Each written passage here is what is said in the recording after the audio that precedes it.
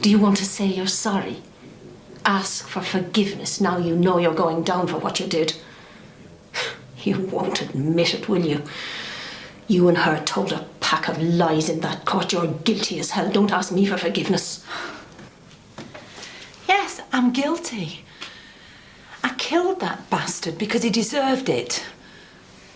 He made my life hell for years and years. He destroyed my life and the girls, so I killed him. And I killed him to protect me and my children. And I did it for all the women who have to suffer what I did. I'll tell you something else. I'd do it again. I'd do it again and again and again because your brother, your Trevor, was a wild animal, a monster. And like an animal, he had to be put down. You're twisted, you are. They're going to lock you up and throw away the key. Don't you think I know that? I knew it would end like this. But that doesn't change a thing. Because wherever I am, all that matters is I'm free from him at last. He won't be able to touch me or the girls ever again. Yeah. I almost forgot there's one more thing. Oh! I should have done that years ago. The Crown and Jordache, court number 3.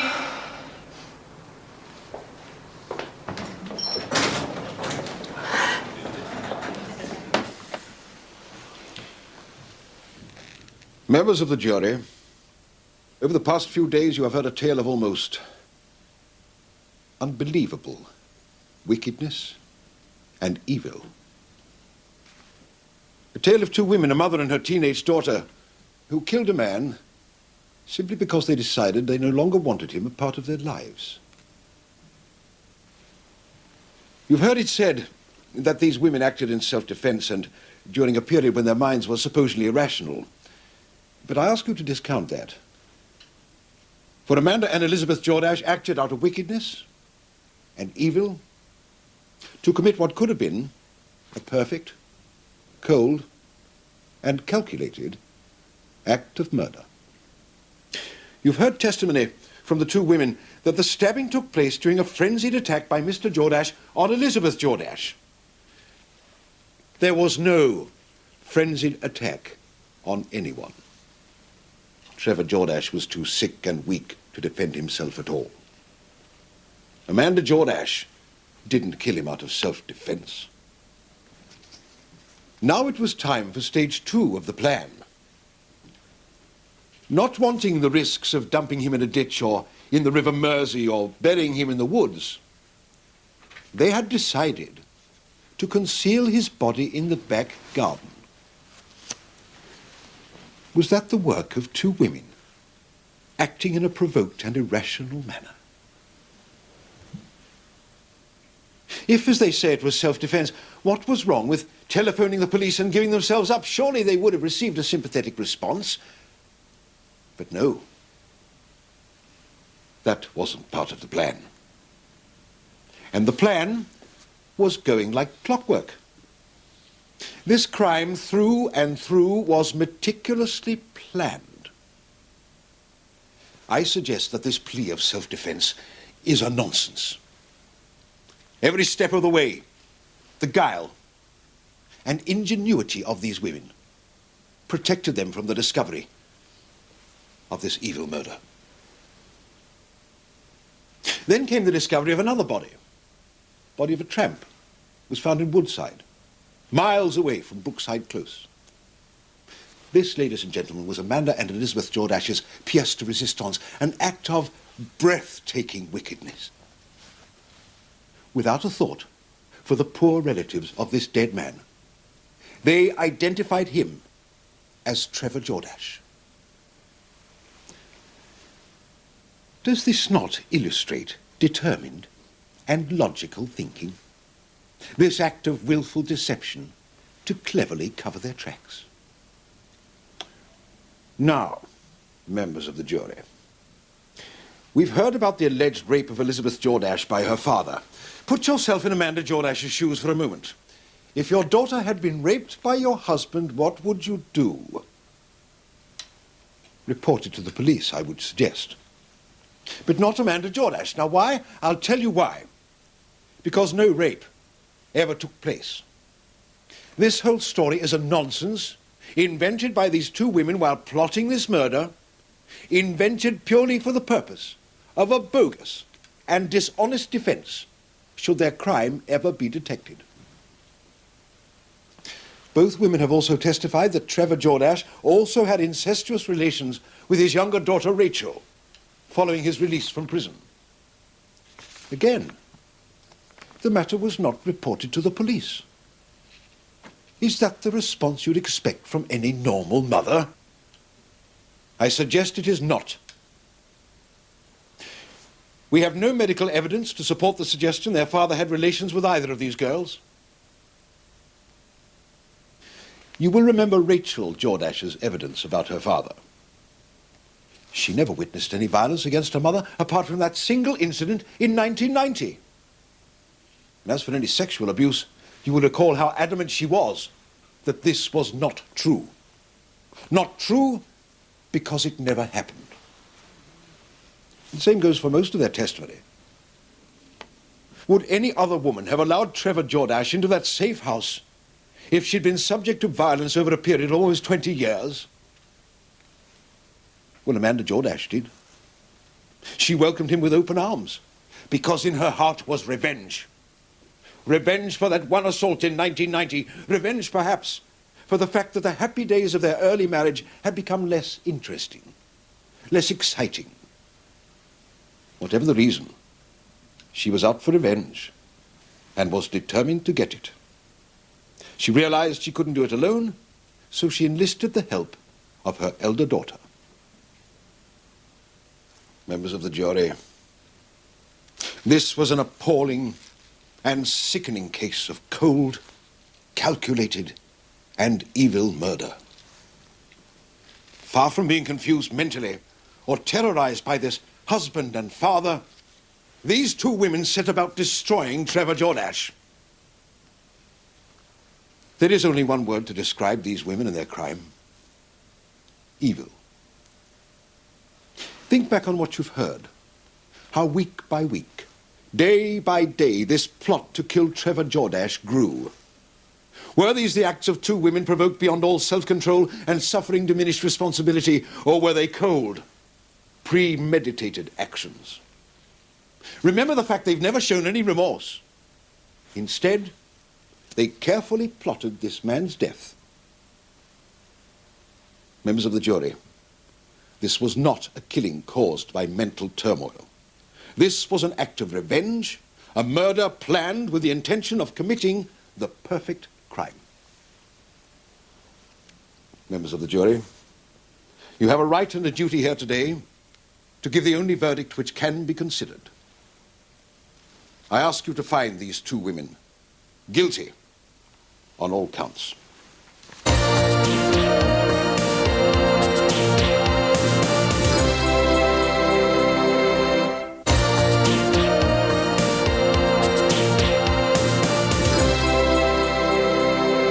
Mr. Anderson. May it please, my lord. Members of the jury, this is no ordinary killing. Well, the facts themselves are not in dispute. Both Amanda Jordache and Elizabeth Jordache readily admit what happened. And that, members of the jury, is the only straightforward aspect of this entire case.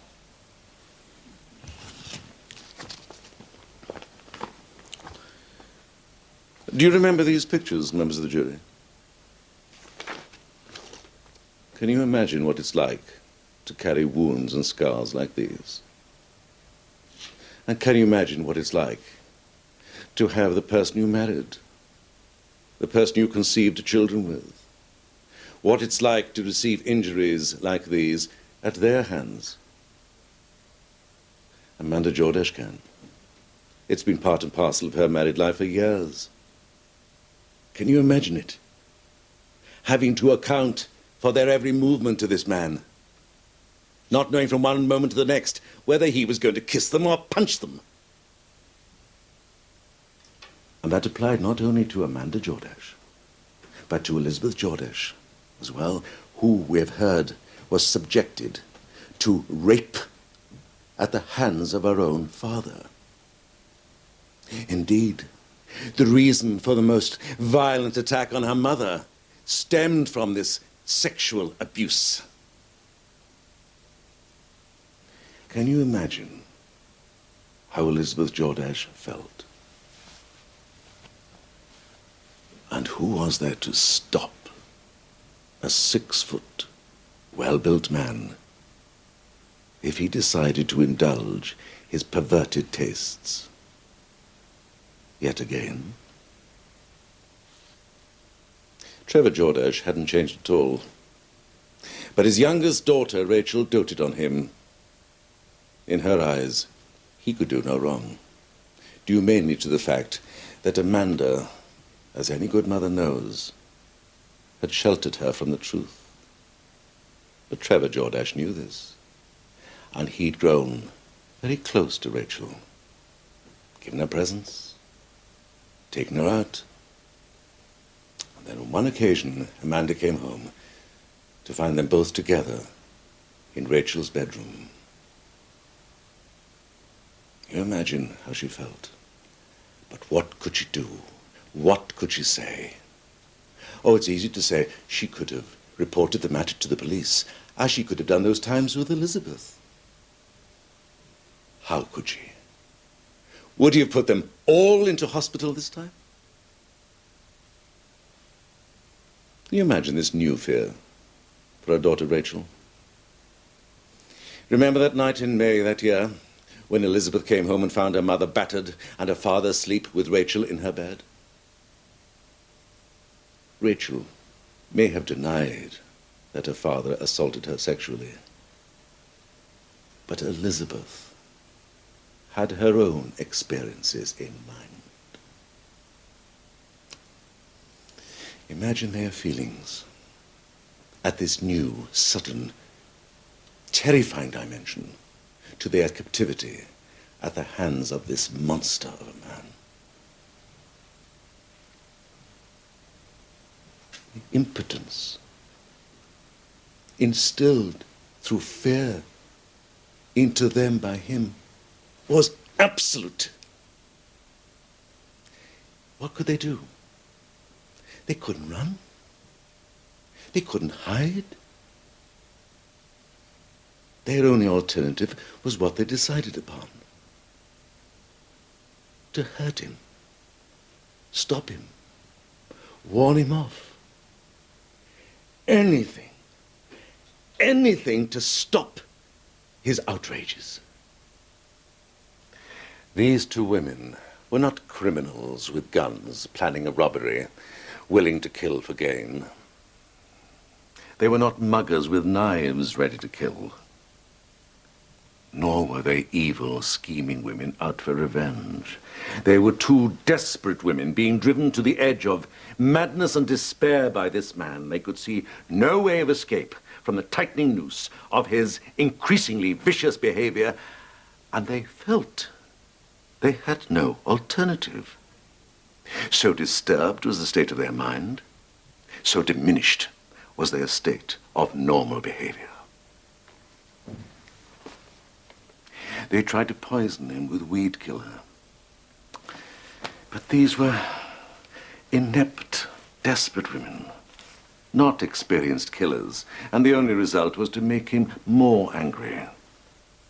Desperately, they ground up painkillers to slow him down, disable him. But he walked into them and, realizing what was afoot, threatened them with death. He would, you have heard, kill them all. Kill them all. Now please imagine the scene. Trevor Jordache launches a wild, vicious attack on his daughter. Violence that not even Amanda had seen to such a degree before. What would you have done? A split-second decision, not weeks of planning. How would you have stopped him? Amanda Jordache took the only course open to her. That of self-defense and the defense of her daughter's life. For the first and only time in her sad life, she fought back. She took a kitchen knife and she stabbed her husband in the back. Oh no, ladies and gentlemen, this is no premeditated killing. Each of these women was driven to the actions they took that day by years of systematic abuse, years of fear, an accumulation of terror. Do you think we've got a chance? Now for events. Oh, yes. After the killing. Yes, absolutely, Elsa. It is my contention also that every single one of those events was the result of their mental state over a period of time from well before Trevor Jordache was sent to prison, coupled with the post-traumatic effect of the actual killing. We have heard that they kept the body in the house for days, not knowing what to do. Does that sound like the behavior of cold-blooded killers?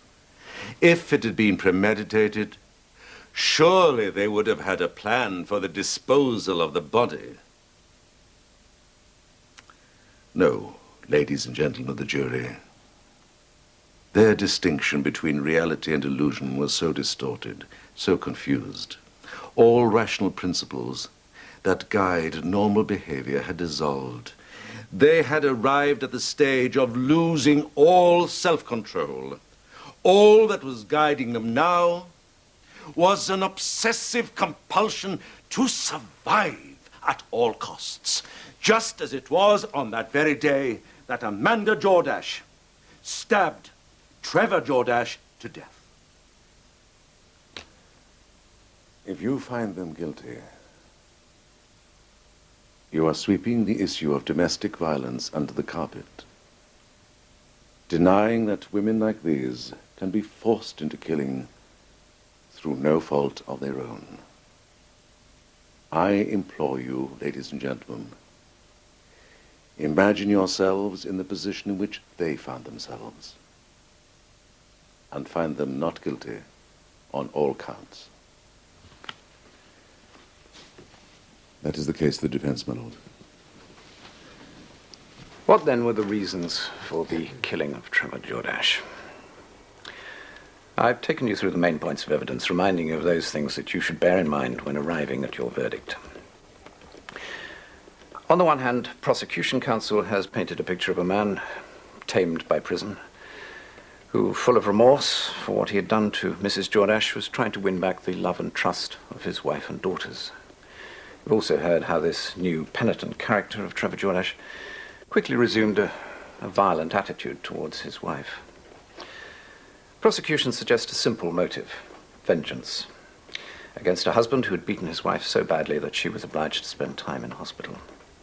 Defense counsel, on the other hand, suggest that the killing of Trevor Jordache resulted from years of cumulative abuse and was provoked by an incident at a time when both women had lost their self-control.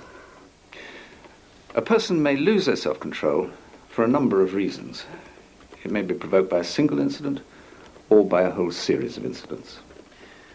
But was it in a genuine loss of self-control that the defendants discussed whether they should kill Mr. Jordache, when they decided that their method should be poison? Or was it, as prosecutions say, a cool and calculated decision? Now, similar considerations may apply to the question of diminished responsibility. Do you say of the defendants, and of Amanda Jordache in particular, that they were suffering from an abnormality of mind such as would substantially impair their mental responsibility? You've heard the psychiatric evidence, and I know that you weigh it carefully on the defendant's behalf. You've also heard the prosecution evidence that both defendants were of sound mind. You're not obliged to accept this evidence, by the way, if you think it is wrong. And so I come to self-defense. Now, prosecution must make you sure that the stabbing was unjustified. So you must ask yourselves, who is defending whom and against what? If you do not believe the defendants when they say that Elizabeth Jordache was being attacked and that Trevor Jordache had threatened to kill them both, then the question of self-defense does not arise. But suppose it was otherwise. What do you think happened?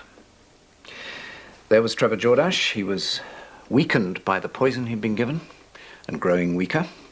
He discovers that they've tried to poison him, and he threatens to kill them both. Do you think he really meant that, or was really capable of it?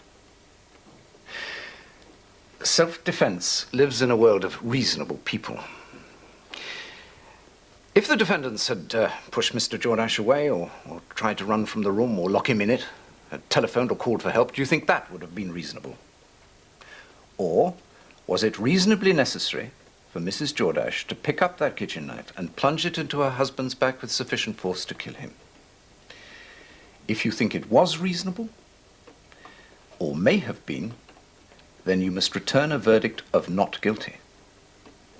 But if you are sure that Mrs. Jordache, in stabbing him as she did, went further than was reasonable, then you must return against her a verdict of guilty of murder.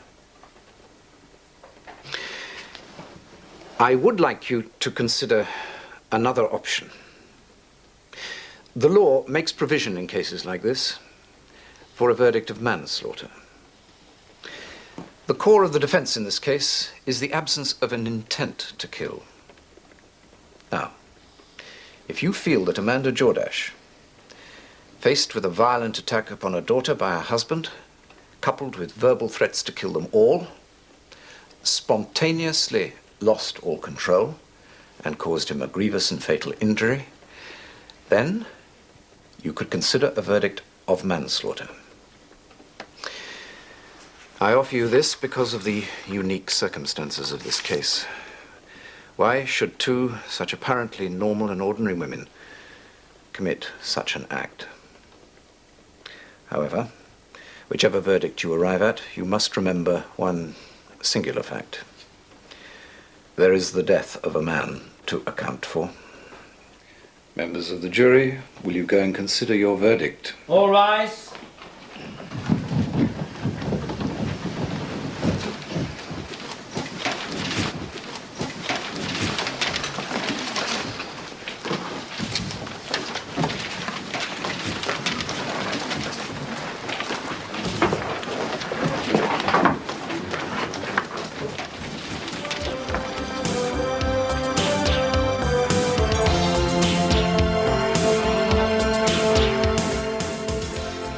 To catch up on bits of the trial you might have missed, there's a two-part Brookside compilation tomorrow at 5:05 and Sunday at 6:05. And you can hear the verdict on Tuesday at 8:30.